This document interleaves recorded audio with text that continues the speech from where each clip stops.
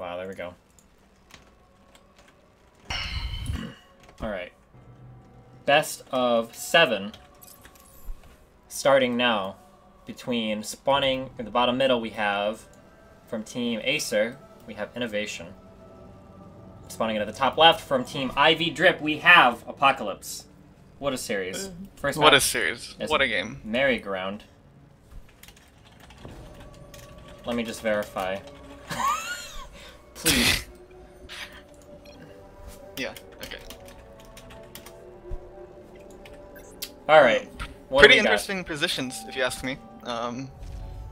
It's much easier for APOC to drop INnoVation and to siege up his production from the low ground, if that ever comes into play. For sure.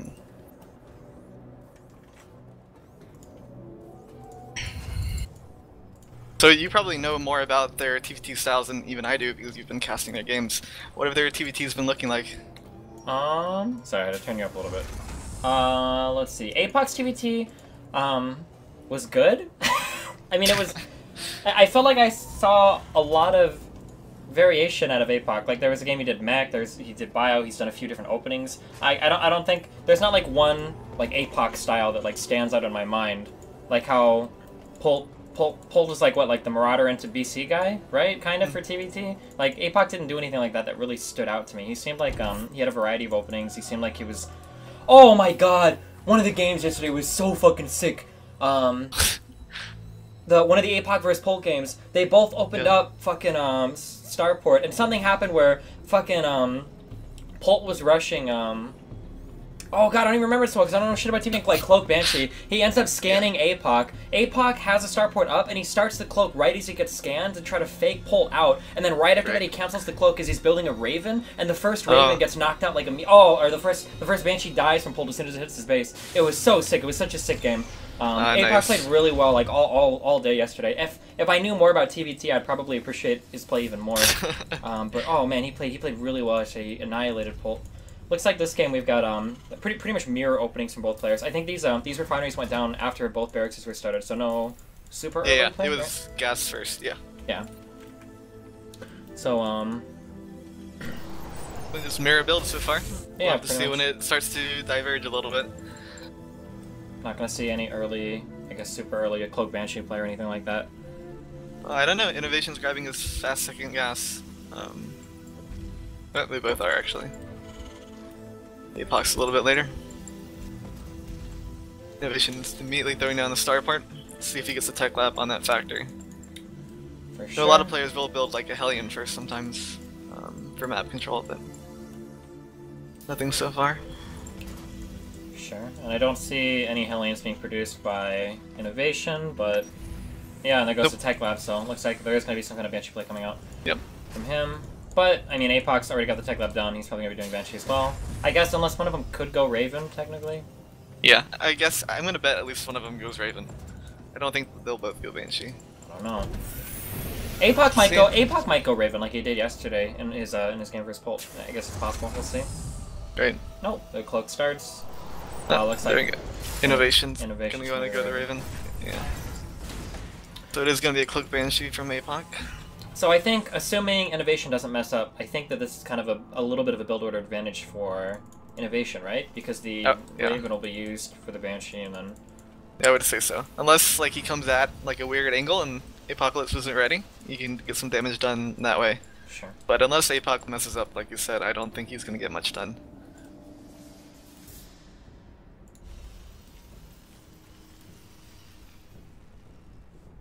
When do you think a CC will go down to? As I say that, INnoVation throws down his CC. See how much APOC delays his. Oh, looks like he just started his as well. Both players playing this game really safe. There was no super early gas. We've got a Raven opener from INnoVation and a Banshee opening from APOC. Neither one of these openings like really all-in-ish, really dangerous. Both starting their CCs in their bases just to be extra safe. So yeah. I like it out of APOC. I like that. I think it says a lot when you're playing against like a really good player when you open like kind of a standardish build, because it's like, okay, I'll play you in a macro game, which is something that you might not expect. Like you might be expecting INnoVation to do just like some crazy like proxy 2 Rex Reaper or some crazy shit, you know, because he's not. Hopefully APOC is watching his Banshee. Oh, and he cloaks almost immediately. Good micro. Yeah, good micro.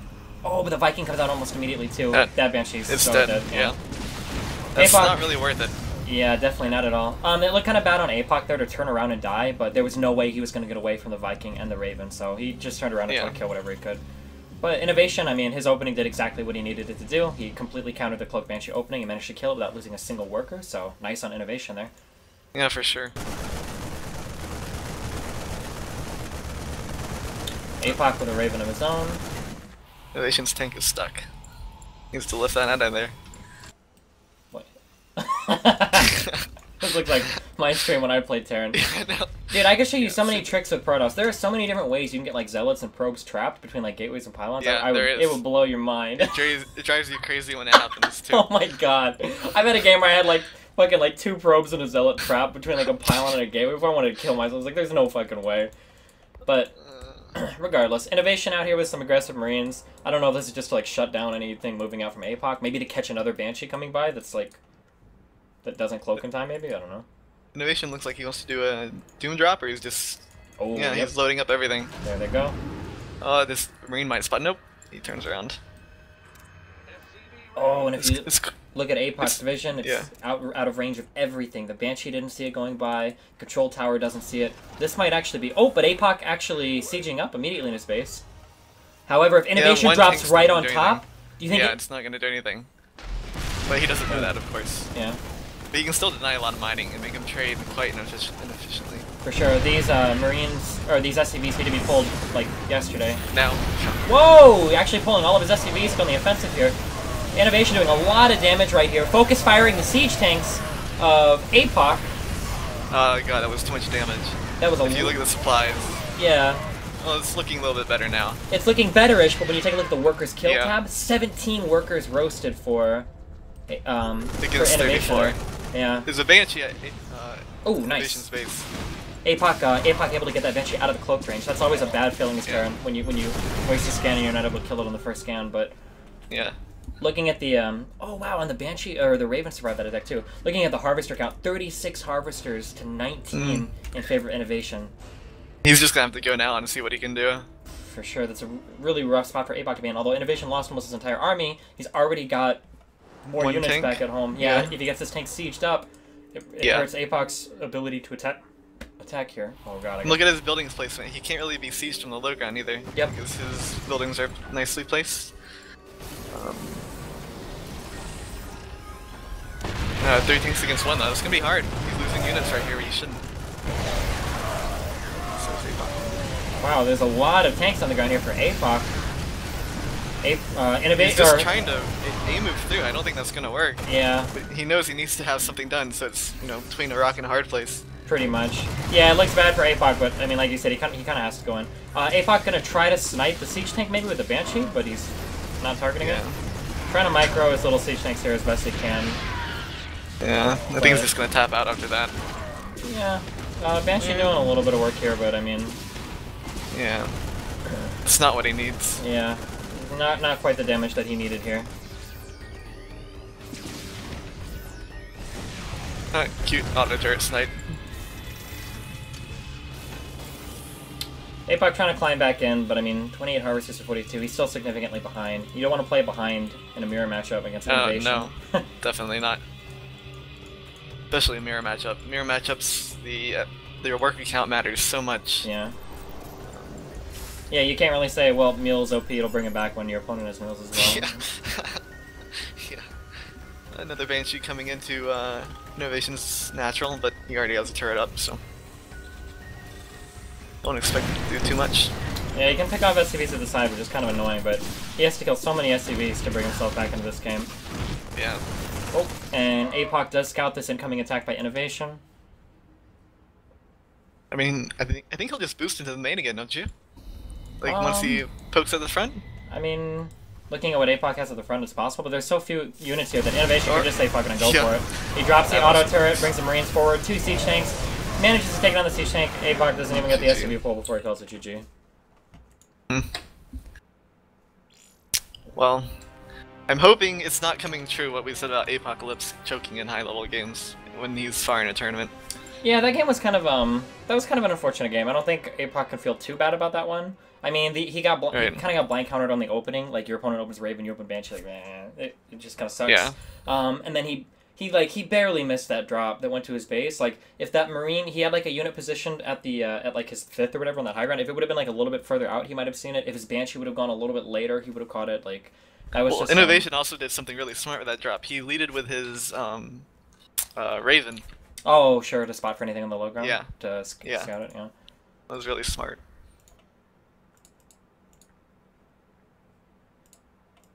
It's game 2 of APOC versus INnoVation. What map do you think he'll choose? It doesn't matter. It doesn't matter as much for mirror matchups. I wouldn't say so unless, one person has, a certain build planned for... Super secret strategy? You never know. Never know. Some maps are larger, so some people feel safer to macro on them and whatnot. Like this can be Shijang.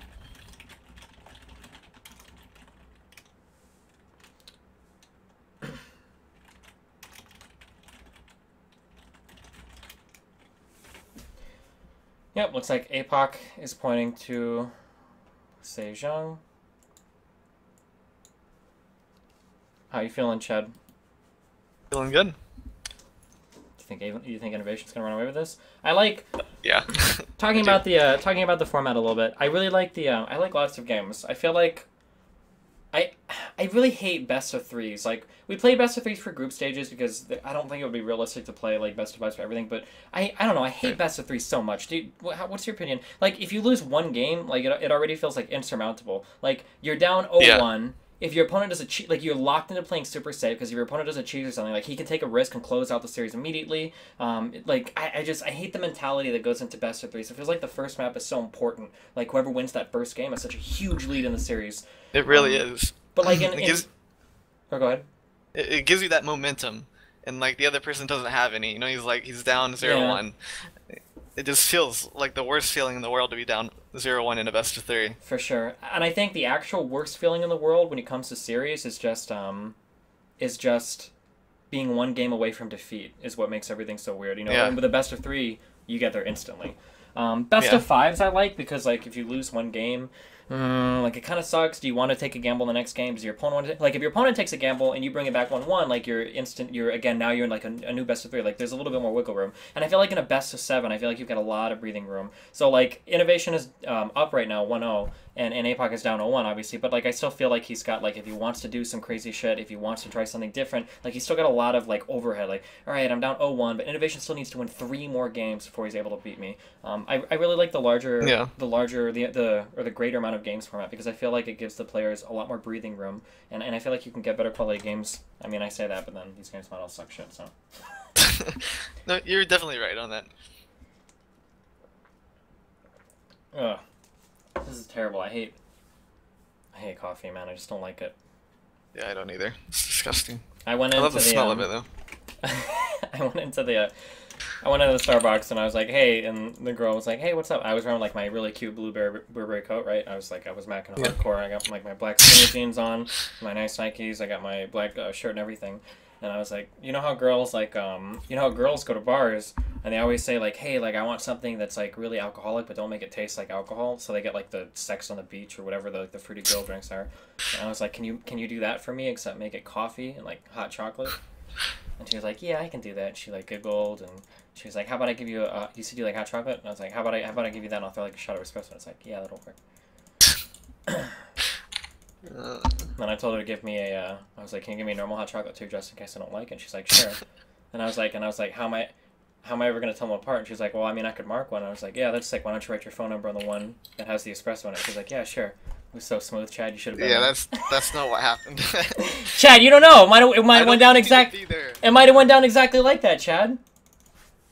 It didn't. It might have went down exactly like that, Chad. You don't know. Hey, tell him to invite me. Oh, wait! I'm being left out. Need minigun.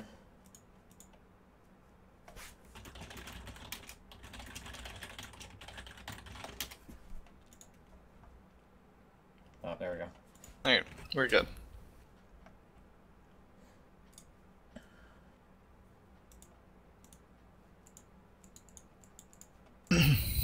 Guys, if you're watching my tournament right now, you should be on destiny.gg/big screen so you can participate in the chat. We all know that the chat is the most important part of any tournament. Yes. Because of how much we love to socialize with other people that watch pro games. More importantly, Of course. Starcraft 2, which is the only real esport, because if you support League of Legends or Dota, you're literally killing esports. I wouldn't go that far. Are you sure, Chad? I'm pretty sure. Thing is used to play League, like... Okay, I'm not gonna go there. I used to play League 2, if you remember, so...